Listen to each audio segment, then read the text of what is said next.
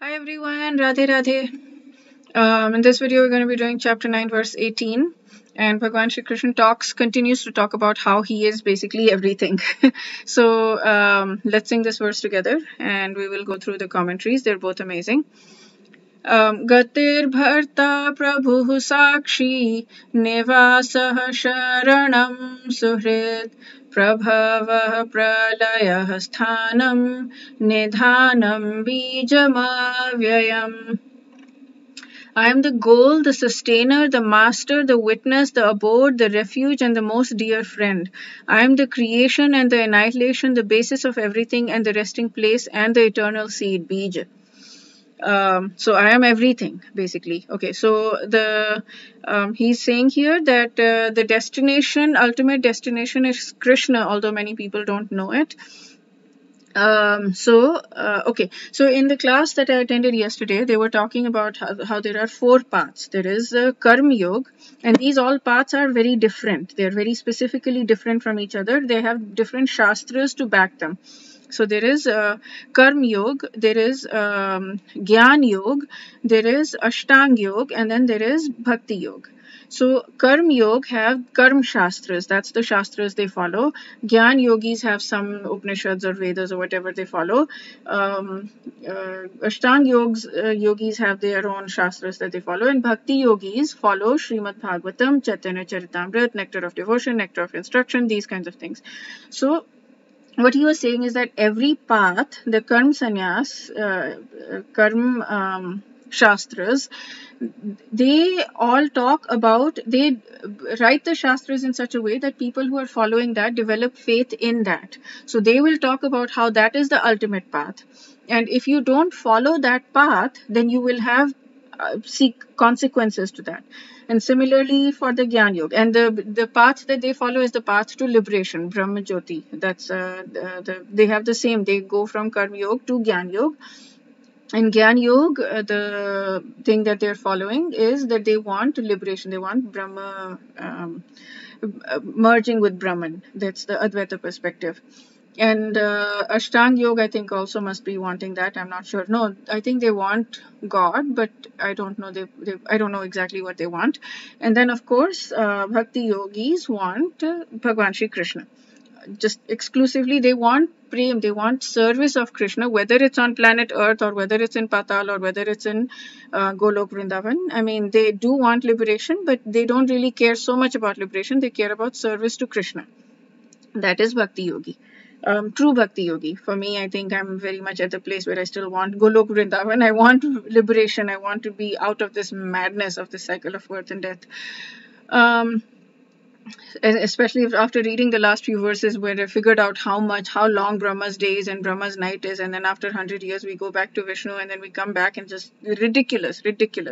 I want out of this, and I think all of us would want out of this. So, and it's okay to want to have Goloka Vrindavan as the ultimate destination and moksha rather than have service to Krishna. As of right now, eventually we will get to the place where we want only service of Krishna wherever we are, but right now if we want to be out of the cycle of birth and death, that's fine too.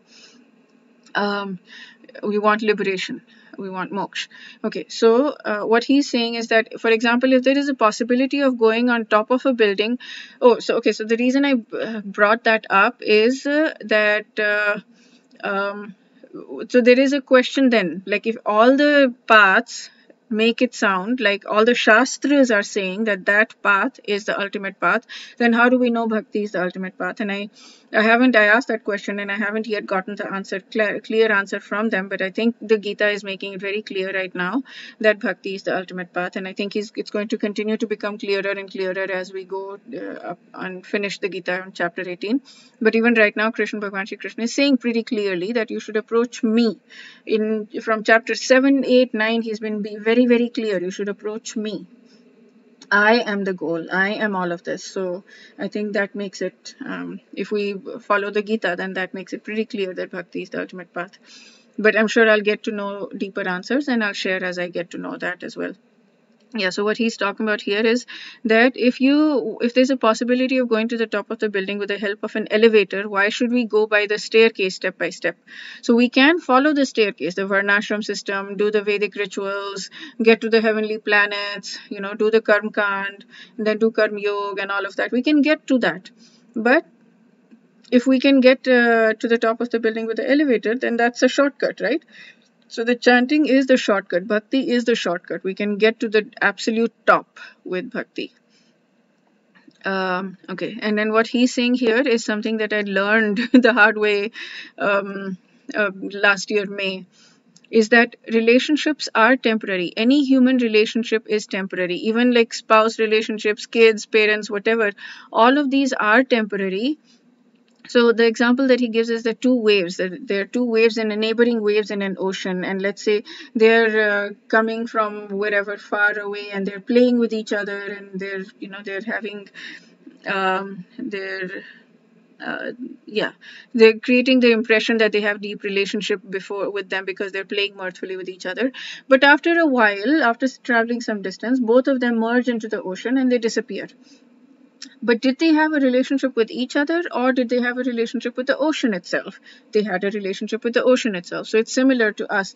We think we have relationships with other human beings around us, but what we actually have, the true relationship that we have is with God. And whatever relationships we have with other people is through God.